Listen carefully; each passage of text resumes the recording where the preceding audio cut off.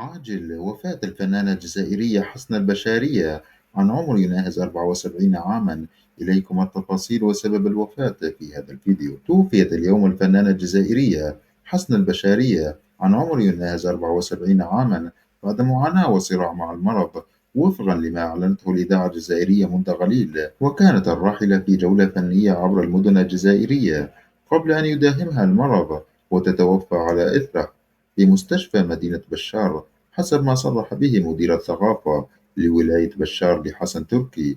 وعرفت حسن البشارية التي تلقب أيضا بعميدة موسيقى الديوان النسوية انطلاقتها الحقيقية بباريس فرنسا في 1999، وقد اشتهرت خصوصا بألبومها الجزائر جوهرة 2002. نسأل الله أن يرحم الفقيدة ويصبر أهلها وأحبائها. إن لله وإنا إليه راجعون. إلى هنا وصلنا إلى نهاية هذه التفاصيل. لا تنسونا باللايك والاشتراك في القناة ليصلكم كل جديد. شكرا جزيلا لكم وإلى اللقاء.